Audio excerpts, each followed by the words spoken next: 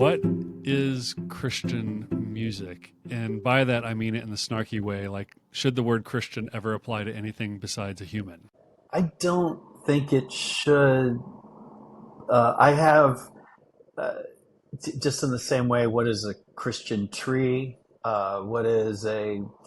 I think it's really hard to, particularly when you look at from a biblical worldview. When you look at the Bible being the library, and then there's certain books of the Bible that are liner notes, and and then some like Psalms are, you have certainly worship in the Psalms, but you also have the blues, you have punk rock, there's it's really hard to imagine. It would be like going through the book of Psalms, going, okay, well, this is a secular Right. verse, or this is where David's in a cave and he's screaming and he's mad. Okay, so you can almost hear the speed metal or the punk rock. He's angry. You've abandoned us. I thought you were going to take care of us. Do you even care? That type of thing. And then you obviously have the slow jams of the Song of Solomon, Song of Solomon, and so the the whole secular Christian dichotomy.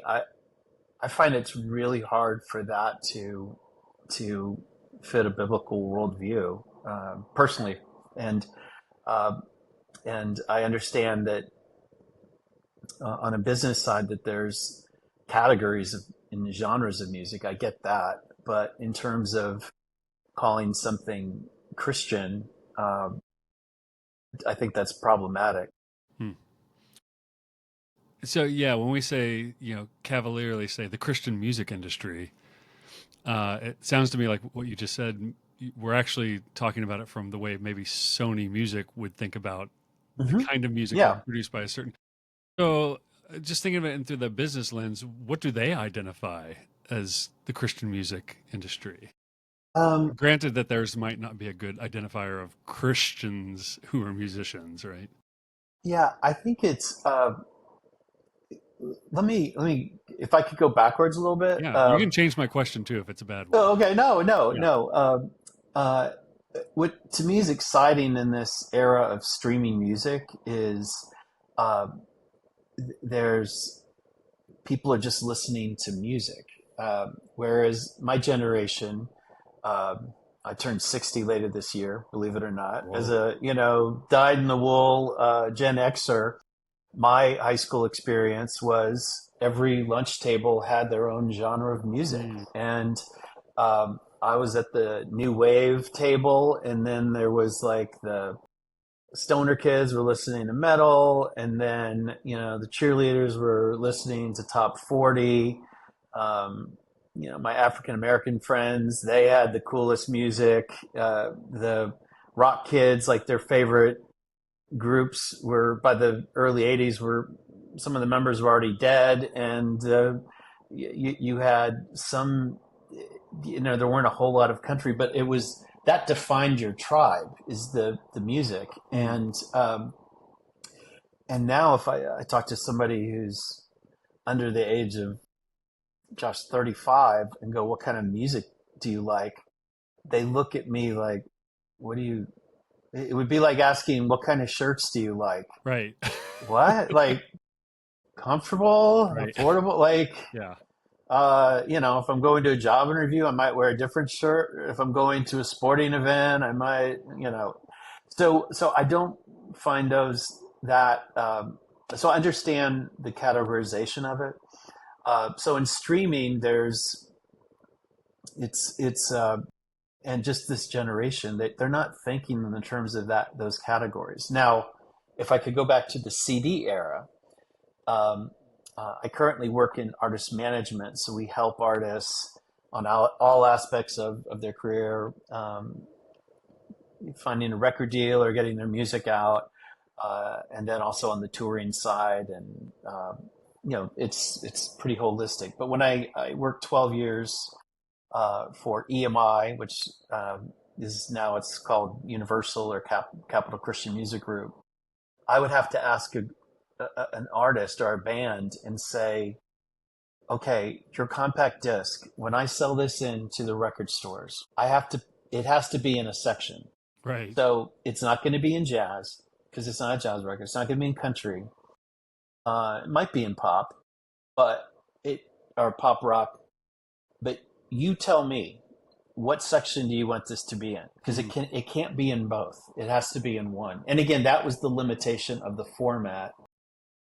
And so, I mean, one of the groups I worked with when one of the members was still in high school was Switchfoot, and it was like, um, I think your music appeals to everyone, but um, we could probably sell in more compact discs if you were in the Christian section, but I also don't know if that's not your objective, if that serves any purpose whatsoever. So it was Wait, they were in high school when you first started Tim working with them? Foreman was a senior in high school when they recorded that first album, Legend of So Chin. my first thought is, well, they're going to give bad answers to these questions. You ask them where do they want it? They're going to give really uninformed or dreamy Well, answers, right? I think it would no, they had street smarts to begin with. They had already I always ask like where is the audience? Where are you performing? And they were like, well, yeah, we play clubs in San Diego. We also are they're the three original guys. John and Tim's father was a Calvary Chapel pastor, as well as Chad Butler. His father was also Calvary Chapel. So they're playing just that Southern California scene, and both like there was no dichotomy. So we just made the decision. Let's just put it in pop rock, which is you know proved to be. They've always been a band that defies categorization. So yeah, I'm kind of a little bit off track from your question, but No, I think you're the answering it in a very roundabout way. Is 'cause, okay, good, you know, yeah. what do they identify as Christian music? But it really is. It's kind of like an author with the publisher. They say, okay, is this a Bible study book, or is this a devotional book, or is this for this for Amazon? You still have this problem of the record store with Amazon when it comes to books as well. So Or even where is this podcast categorized in whatever digital service provider people are listening to this? Is it spirituality? Is it you know? believe it or not, this one is in philosophy.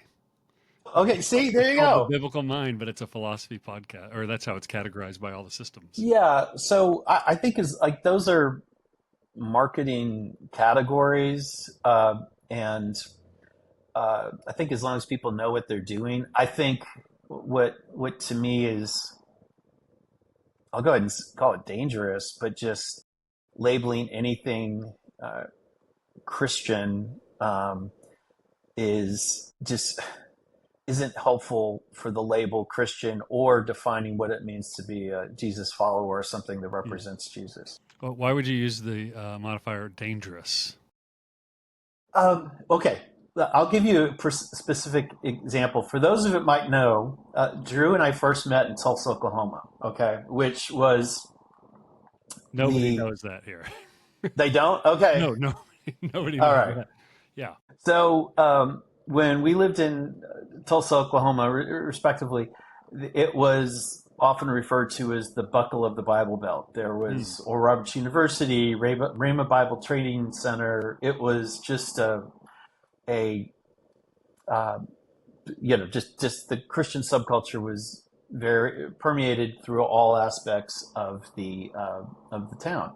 You might have been too young because I'm older than you, Right. but there was not one, not two, but three Christian restaurants at one time in Oh, Tulsa, Oklahoma. I didn't know there was even one.